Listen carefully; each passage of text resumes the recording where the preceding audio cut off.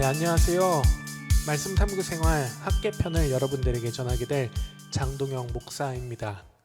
오늘은 우리가 이제 함께 학계의 개론에 대해서 함께 살펴보게 될 텐데요.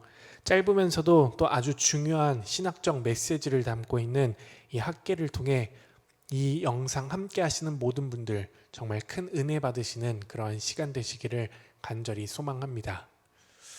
지난 에스라의 말씀을 통해서 우리는 계속 들었던 내용이기도 한데요. 바벨론의 포로로 잡혀갔었던 이스라엘 백성들에게 이제 희망의 빛이 드리우게 됩니다. 바로 예루살렘으로 귀환해도 좋다는 고레스 칙령이 발표된 것인데요. 이전 선지자들이 말하는 그 예언의 성취가 이루어지는 듯한 모습이었습니다.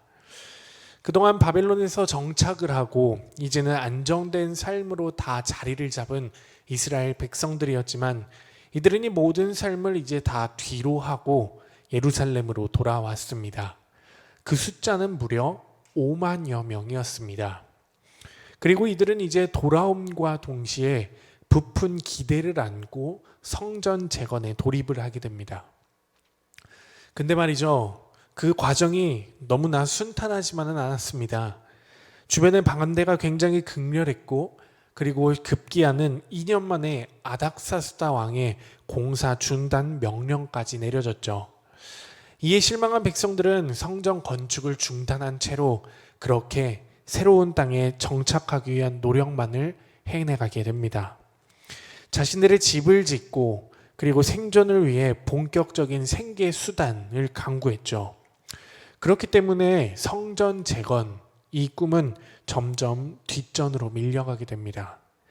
삶의 분주함과 어려움이 성전 재건에 미처 관심을 두지 못하게 만들었습니다. 그리고 실제로 백성들의 마음도 점점 무뎌지게 되었고 자기 삶을 채우고 세우는 데만 아주 급급한 삶을 살아가는 이스라엘 백성들의 삶을 우리는 보게 됩니다. 그렇게 16년이라는 세월이 흘렀습니다. 긴 시간, 너무나도 긴 시간 동안 성전 재건이 이루어지지 못한 이 모습을 본 하나님께서는 더 이상 지켜볼 수만은 없었죠. 그래서 이제 드디어 선지자 학계를 통해서 성전 재건의 필요성을 알리시기 시작합니다. 그렇게 학계는 하나님의 말씀을 백성들에게 전하기 시작하며 성전 재건에 결정적인 역할을 하게 됩니다. 이게 바로 우리가 이제 오늘 함께 볼 학계서의 내용입니다.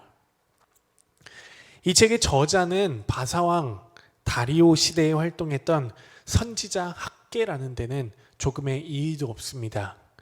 그는 우리가 익히 들어서 알고 있는 스가랴와 동시대 인물이죠.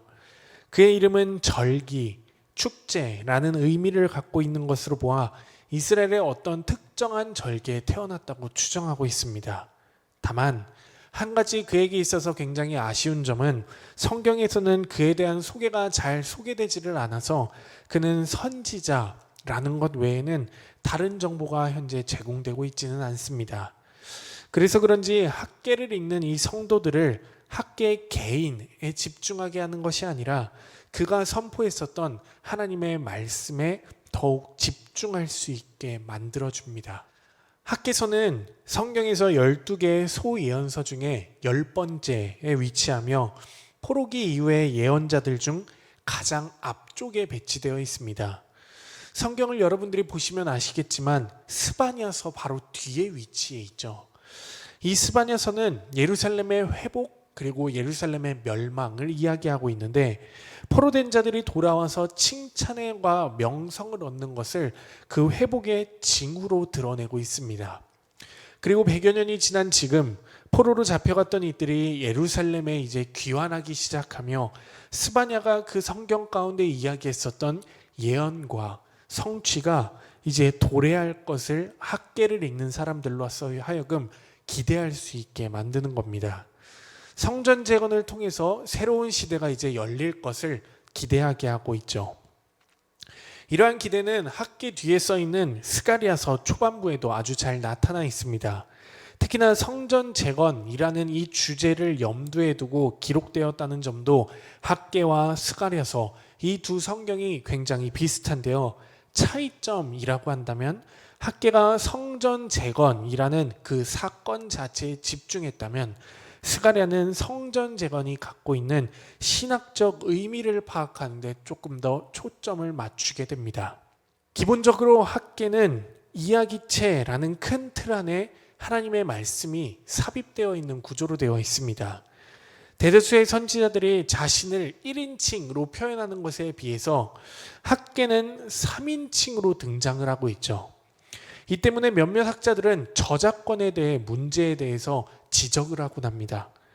어떤 한 사람이 학개의 말들을 다 모아가지고 만든 것이 학개서라고 주장하기 때문입니다. 그러나 이에 대해 반대하는 학자들은 하나님의 말씀에 권위를 부여하는 동시에 기록의 객관성과 역사성을 확보하기 위해 어쩔 수 없이 학개서를 3인칭의 서술 방식으로 썼다고 주장을 하고 있습니다. 학개서는 바사왕 다리오 2년을 배경으로 하고 있습니다. 바사라고 한다면 여러분 잘 아시겠지만 페르시아죠.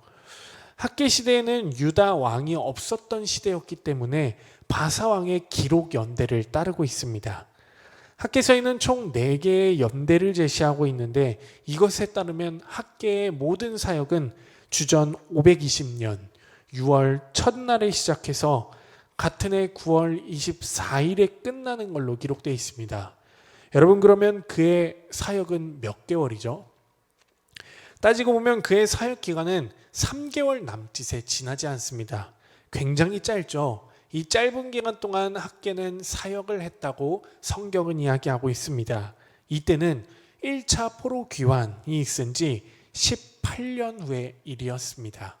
바사의 1대 왕이었었던 고레스의 뒤를 이어받은 캄비세스 왕과 그리고 다리오 왕은 많은 전쟁들을 통해서 굉장히 넓은 영토를 차지했습니다. 그러나 그 과정에서 정말 빈번한 반란을 하나하나 다 진압했어야 했고 바사 내부의 권력 투쟁으로 혼란스러운 날들을 보냈었죠. 그러나 다리오 왕은 제국을 안정시키기 위해서 바사의 통치 구역을 총 20개의 구역으로 나누고 각 지역에 총독을 한 명 한 명 세우게 됩니다. 여기서 이스라엘은 다메섹을 수도로 하는 행정구역에 편성이 되었죠. 그래서 이런 상황에서 성전 재건이라는 이 타이틀만은 보고 둘 때 바사 제국의 평안을 비는 하나의 사건으로 우리가 바라볼 수도 있겠지만 한편으로는 페르시아의 입장에서는 또 다른 반란의 근원지가 될 수도 있다는 우려도 사실 없었던 것은 아니었습니다. 성전 재건이라는 것은 시대적으로나 아니면 상황적으로나 그렇게 단순한 문제가 아니었지만 그럼에도 하나님께서는 유다 백성들에게 성전 재건의 명령을 내리셨고 그리고 그것을 통해 공동체가 회복되기를 간절히 원하셨습니다.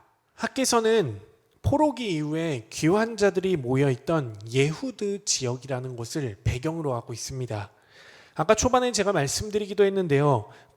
주전 538년 유대인들의 귀환을 허락하는 고레스 칙령이 발표되게 됩니다.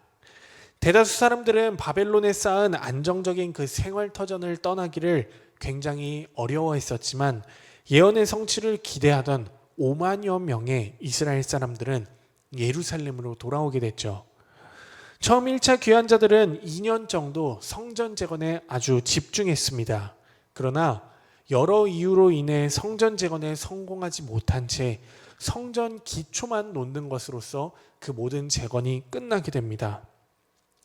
이에 굉장히 크게 실망했었던 백성들은 성전 재건에 이제 무관심하게 된 채 생계를 위한 노력만 이어나가게 되죠. 포로로 있는 동안에 그 이스라엘 땅 예루살렘 땅은 경작이 되지 않아서 다 썩어져 있었고 수리되지 않았었던 그 집 등 정말 해야 할 일들이 쌓였기 때문에 그것들을 위해 살아가야만 했습니다. 또 당장 먹고 살 것이 없어서 생존의 위협을 느껴야 할 정도로 이스라엘 백성들의 상황은 너무나도 열악했었습니다. 이러한 이유로 18년 동안 성전 재건은 조금도 이루어지지 못했습니다. 이스라엘 백성들은 좋은 집에서 살아가고 있었지만 여호와의 집은 아무도 살 수 없는 지경에 황폐한 집이 되어버리고 말았죠. 여전히 성전터에서 제사만 지낼 뿐이었습니다. 결국 참다 못한 하나님께서는 주전 520년 다리오 왕 2년에 학개와 스가랴를 통해서 성전 재건을 촉구하셨습니다. 그래서 다리오 왕 2년 6월 24일에 성전 재건이 다시금 18년 만에 재국이 되었고 9월 24일에 기초를 놓고 주전 516년에 성전이 완공되는 그 역사를 보게 되는 것입니다. 제사장과 총독이라는 직책은 왕이 사라진 포로기 이후 유다를 대표하는 지도자들이었습니다. 비록 바사에 의해서 임명된 총독들이었지만 유다 지역에서 굉장히 아주 중요한 역할들을 하는 지도자의 역할을 했죠. 또한 포로 귀환 후 성전 재건이라는 임무를 수행하는 데 있어서도 제사장도 또한 중요한 역할을 감당했었습니다. 대표적인 지도자로는 유다 총독이었던 스룹바벨과 제사장, 대제사장이었던 여호수아가 있습니다. 유다 총독 스룹바벨은 1차 귀환자들 중 한 사람으로서 바사이에 임명된 예후드 지역의 총독이었습니다. 그의 이름의 뜻은 바벨론에서 태어난 자라는 뜻으로 포로지에서 그가 태어난 사람임을 이름이 대변해주고 있는 것 같습니다. 비록 그는 바사의 관리였지만 학개는 다윗 계열의 왕에게 적용된 유사한 언어를 그에게 사용하면서 성경을 씁니다. 학개 2장 21절에서 23절이 그 대표적인 예인데요. 그 중에서 인장으로 삼겠다라는 이 하나님의 말씀은 그를 왕으로 대하겠다라는 뜻으로 드러내고 있습니다. 학개는 그렇게 다윗의 후손이라는 점에서 새로운 시대를 상징하는 인물로 스룹바벨을 부각시킵니다. 그런데 이러한 스룹바벨은 어느 순간 역사의 현장에서 한 번에 사라집니다. 정확한 이유는 알 수는 없겠지만 이후 바사가 유대인을 총독으로 임명하지 않았던 이 사실이 가장 큰 이유라고 학자들은 생각하고 있습니다. 대제사장이었던 여호수아는 레위지파 여호사닥의 아들로 소개되고 있습니다. 아마 바벨론에서 태어난 것으로 추정하고 있는데요. 그는 2차 귀환 시 스룹바벨과 함께 유다 백성을 이끄는 지도자로서 예루살렘에 들어오게 됩니다. 사실 학개서에서는 그가 크게 두드러지게 나타나지는 않지만 스가랴 선지자는 성전 재건과 관련하여 그 역시도 너무나도 중요한 인물로 설명하고 있습니다. 그러나 그 역시도 스룹바벨과 같이 어느 순간 역사의 현장에서 확 사라집니다. 에스라서에서는 여호수아의 후손이 이방 여인과 결혼했다고 언급하기도 하면서 그를 설명하기도 있는데요. 정확한 이유는 알 수 없지만 그 역시도 스룹바벨과 같이 역사의 현장에서 한순간에 더 이상 나타나고 있지는 않습니다. 학개서는 날짜에 따라 4개의 신탁으로 나눕니다. 신탁이라고 하면 하나님의 말씀을 의미하는데요. 이 신탁들은 이야기 속에 들어있는데 여호와와 백성 사이의 대화로 시작이 됩니다. 특별히 여호와께서 백성에게 질문하는 소위 수사학적 대화 형식을 취하고 있죠. 그리고 이 신탁들은 대부분 여호와의 말씀이 선지자 학개의 손에 임했다라는 이러한 전형적인 구문으로 우리들에게 설명됩니다. 즉 학개의 모든 말씀이 여호와의 말씀이라는 권위를 부여하고 있는 거죠. 또한 학개서에 나타난 특징 중에 하나는 예언서임에도 불구하고 소송 형식이나 아니면 어떠한 심판 선언이 주어지지 않는다는 점입니다. 우리가 다른 예언서를 살펴보면 다른 예언서에서는 무시무시한 심판의 말씀이 그렇게 많이 나오면서 예언을 같이 하고 있는데요. 학개서에서는 전혀 그렇지 않다는 거죠. 이건 책의 목적과 사실 밀접한 연관을 지니고 있습니다. 학개서는 여러 어려움 속에서 자신의 정체성과 신앙을 잃어가고 있었던 유다 백성들을 향해 성전 재건을 촉구하는 아주 중요한 메시지를 담고 있죠.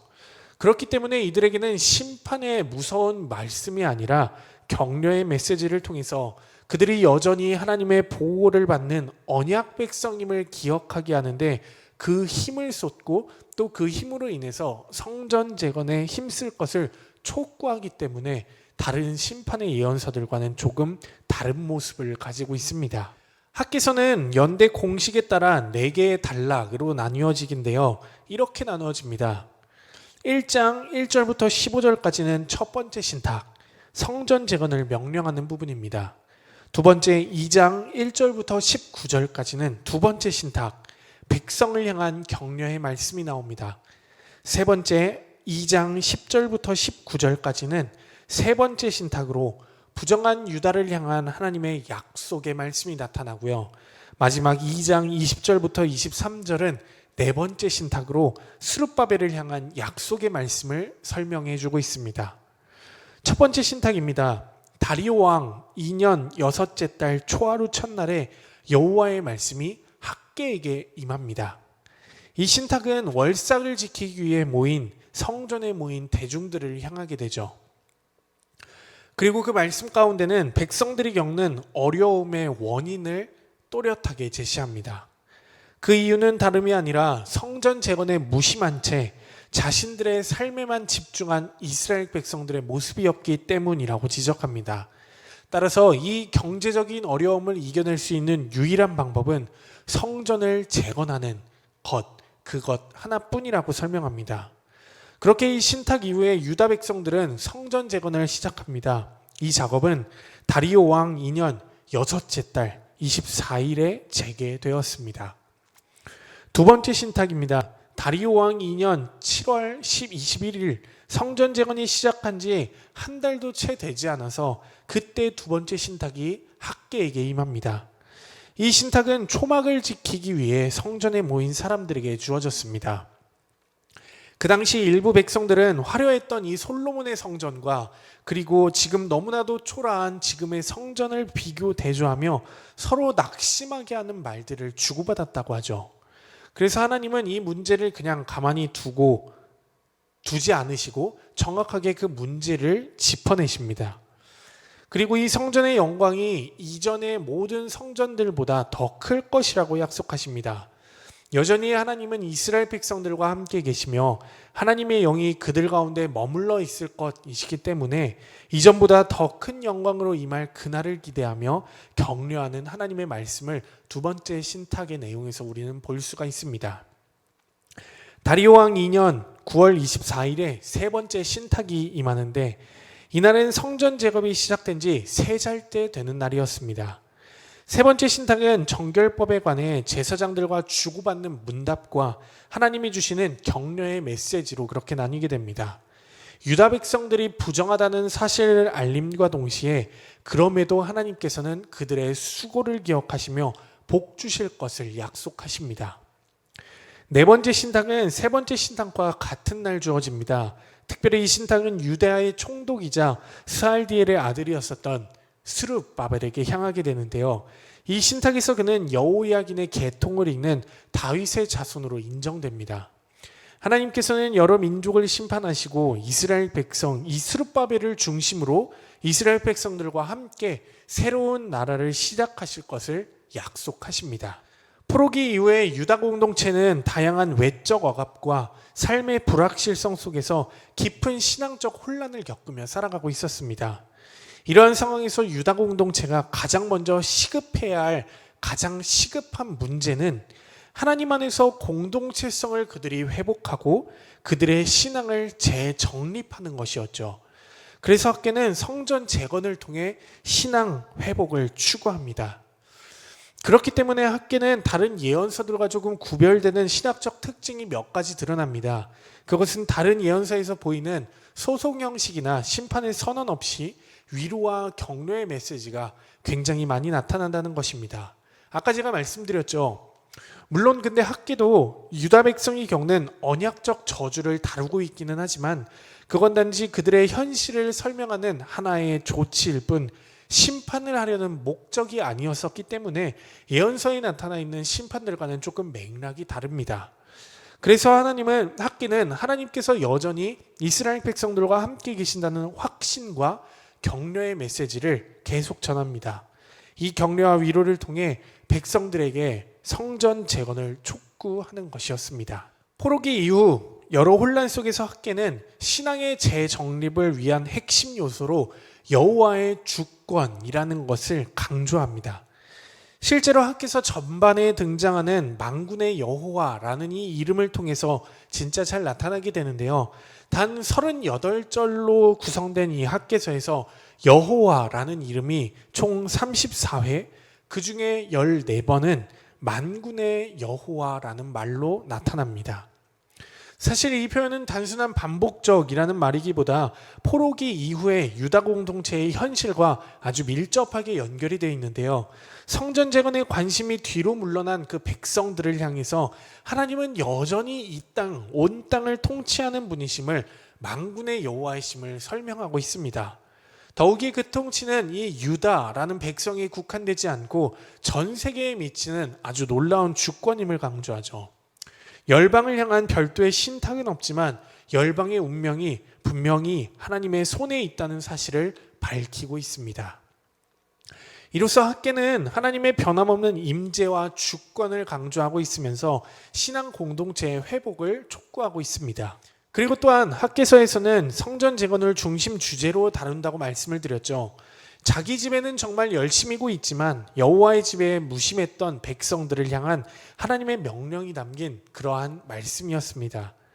하지만 여기서 하나님께서는 단순히 그 건물, 성전만을 세우라는 그 말씀의 뜻은 아니었습니다.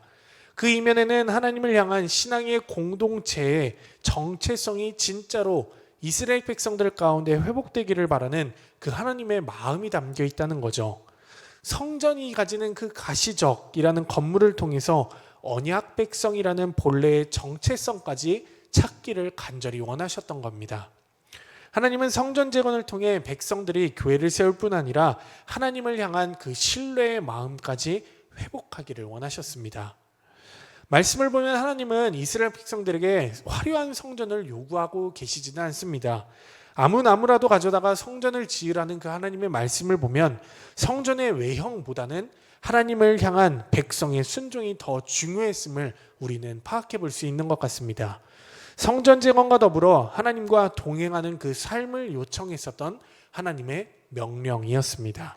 이제 학개서는 성전의 기초만 놓인 채 마무리되게 됩니다. 또한 스룹바벨을 통해 시작될 새로운 나라에 대한 기대 역시 현실로 이루어지지는 못했죠. 안타깝습니다. 실제로 그러나 2년 뒤에 성전은 완공되기는 하지만 이스라엘 또한 정치적인 독립은 실현되지는 않았습니다. 그래서 많은 사람들이 이 모습을 보고 의문을 품습니다. 학개의 예언은 실패한 것인 건가? 많은 선지자의 예언은 하나의 허상에 불과했었던 예언에 불과한 건가 하고 의문을 품습니다. 그러나 여러분, 그렇지 않죠. 당장에 독립된 그 국가 대신 하나님은 더 크고 더 먼 미래의 나라를 이스라엘로 하여금 바라보게 하셨습니다. 하나님 나라는 하나님의 주권을 인정하고 하나님의 중심으로 움직이는 공동체적인 삶 그 자체였기 때문이었죠.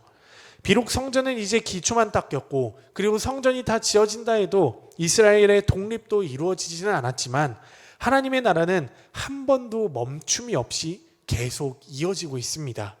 그 나라는 이스라엘이라는 그 한 나라에 국한되지 않기 때문입니다.